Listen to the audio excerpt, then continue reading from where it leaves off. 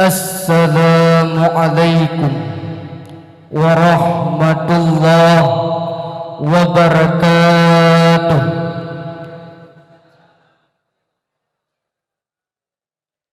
Innal hamdalillah nahmaduhu wa nasta'inuhu wa nastaghfiruh wa na'udzu billahi min shururi anfusina wa min sayyiati a'malina may yahdihillahu fala mudilla lahu wa may yudlilhu fala hadiya lahu. Ashhadu an la ilaha illallah wa ashhadu anna Muhammadan abduhu wa rasuluhu la nabiyya ba'dah. Qala Allah ta'ala fil Qur'anil Karim, a'udzu billahi minasy syaithanir rajim. Bismillahirrahmanirrahim. Wa ma asabakum min musibatin fabima kasabat aydikum wa ya'fu an katsir. Shadaqallahul azim. Amma ba'du. Ta'zim wa takrim kepada ayahanda rohani abadi di Kubah. Kita doakan semoga beliau ditempatkan pada tempat yang selayak-layaknya di sisi Allah, yaitu Jannatul Na'im, diiringi abah ma'a keluarga, disertai raisul amma'a keluarga, mencakupi seluruh dewan guru yang masih bernaung dalam Ma'had Al-Madinatud Diniyah Babussalam Langbladi, ditutupi dewan hakim yang arif lagi bijaksana. Penghormatan yang paling istimewa kepada hadirin wal hadirat dimanapun anda berada.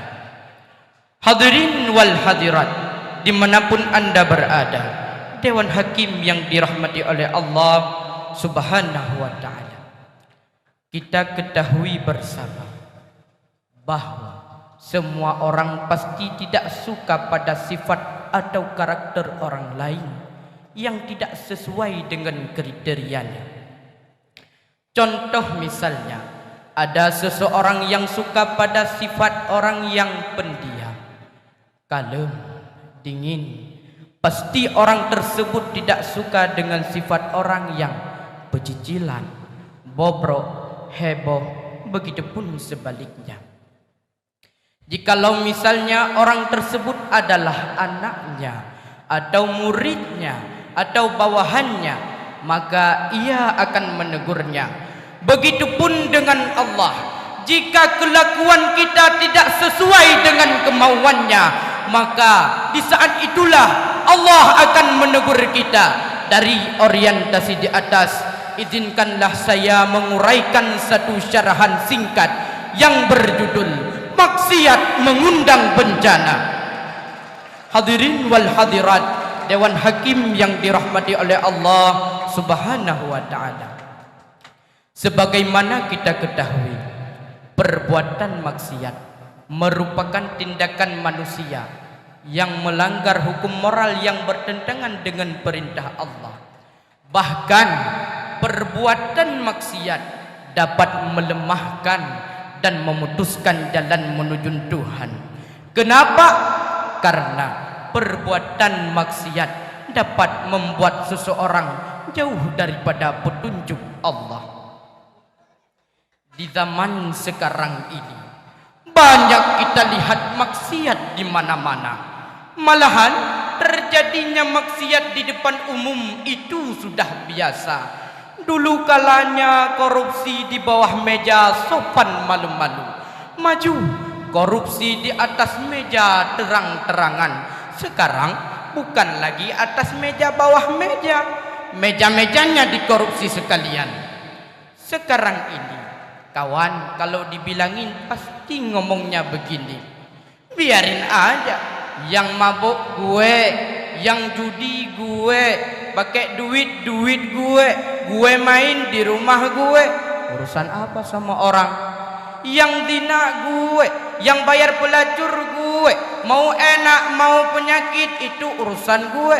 Kenapa lo jadi repot?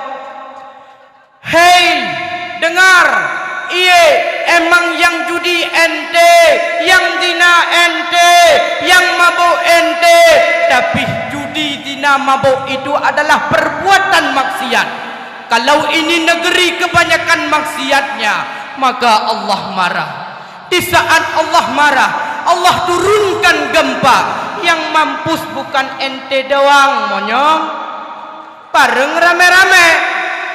Misalnya gini, ada satu semut yang gigit ente. Kan gak cuma semut itu aja yang ente bunuh. Kan gak cuma semut itu aja yang ente bunuh. Satu sarangnya ente bakar. Betul tidak hadirin? Orang makan nangka kena getahnya, itu namanya resiko. Tapi orang yang tidak makan kena getahnya, itu namanya sial, mas. Ayolah guys, sama-sama kita belajar dari beberapa sejarah dalam Al-Quran. Telah banyak menceritakan berbagai kejadian dan bahaya yang ditimbulkan daripada perbuatan maksiat. Cerita tersebut bukanlah perkara yang dibuat-buat atau cuma lamunan. Apalagi cerita bohong untuk sekedar menakut-nakuti manusia. Namun ini benar-benar tragedi bagi umat manusia. Di antaranya adalah banjir besar yang mencapai puncak gunung pada masa Nabi Nuh, yang menjadikan penghuni bumi karam tenggelam di dalamnya. Angin puting beliung yang berhembus keras membanting kaum Ad, sehingga semua mati bagaikan pelepah kurma yang berguguran. Guntur dahsyat yang mematikan kaum Samud. Hujan batu di negeri Sodom pada kaum Nabi Lut yang membinasakan semua penghuninya.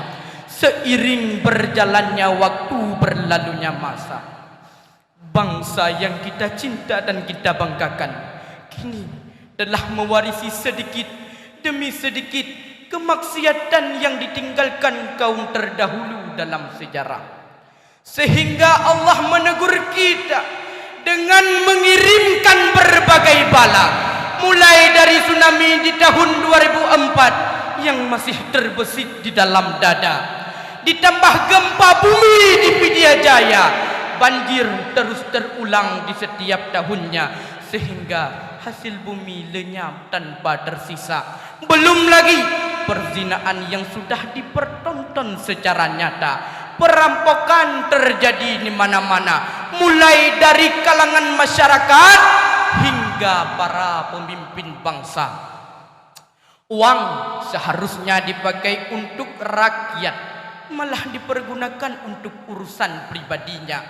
Uang seharusnya dipakai untuk membangun rumah duhafa, malah dipergunakan untuk berfoya-foya. Akibatnya pembangunan terlambat, masyarakat semakin melarat, kemiskinan pun meningkat. Apakah tidak cukup bagi kita? Apakah sejarah-sejarah tersebut belum cukup menjadi pelajaran bagi kita? Hei, dengar, hei pemimpin, jangan kalian adakan lagi konser di tanah Aceh ini. Padahal kalian sudah tahu tanah Aceh ini tanah keramat, tanah yang mulia. Dan tanah yang mulia tidak suka kemaksiatan merajalela di atas punggungnya. Jika kalian mengadakan konser lagi, berarti kalian mengundang tsunami yang kedua. Sudah cukup kita merasakan kesedihan. Sudah cukup kita merasakan kesengsaraan. Tolong jangan ada lagi tsunami yang kedua. Hadirin wal hadirat, dimanapun anda berada, Dewan Hakim yang arif lagi bijaksana, semua musibah dan kesusahan yang menimpa kita adalah karena dosa dan maksiat yang kita lakukan. Allah Ta'ala telah berfirman dalam Al-Quran. Bismillahirrahmanirrahim. Wa ma asabakum min musibatin fabima kasabat aydikum wa ya'fu an katsir. Shadaqallahul azim. Yang artinya, tidaklah yang menimpa kalian daripada musibah melainkan daripada perbuatan tangan kalian sendiri. Maka oleh karena itu kita sangat dianjurkan untuk memperbanyak beristighfar dan bertaubat kepada Allah agar dosa kita dihapus dan tidak Allah turunkan dalam bentuk bala maupun musibah. Istighfar adalah sumber kemudahan hidup dengan izin Allah. Karenanya kita sangat dianjurkan untuk memperbanyak istighfar dimanapun dan kapanpun kita berada. Istighfar adalah sesuatu yang sangat mudah, hanya karena dengan menggerakkan lidah dan menghadirkan hati.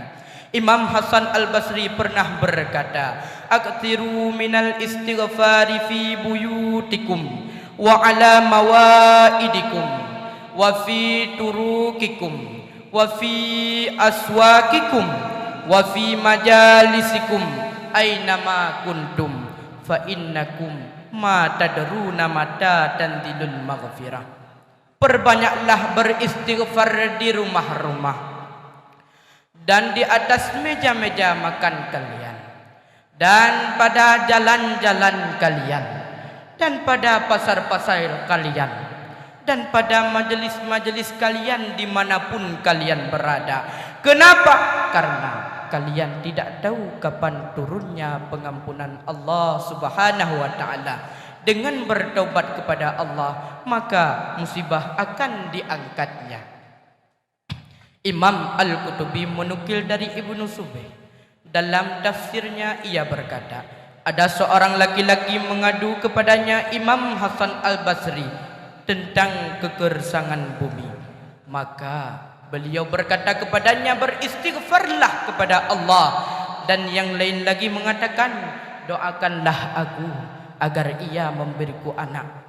Maka beliau berkata kepadanya, beristighfarlah kepada Allah. Dan yang lain mengadu tentang kekeringan kebunnya.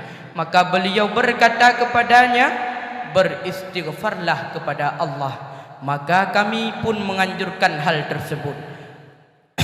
Dan Hasan Al-Basri menjawab, hal itu bukan dari diriku sendiri, melainkan Allah telah berfirman dalam Al-Quran surah Nuh ayat 10 sampai 12 yang bunyinya, faqultu astaghfiru rabbakum innahu kana ghafara yursilis samaa 'alaikum midrara wa yumdidukum bi amwali wa banin wa yaj'al lakum jannati wa yaj'al lakum anhara. Maka aku berkata, mohonlah ampunan kepada Tuhanmu, niscaya Ia akan menurunkan hujan yang lebat untukmu dan memperbanyak harta dan anak-anakmu dan mengadakan kebun-kebun untukmu dan mengadakan sungai-sungai untukmu.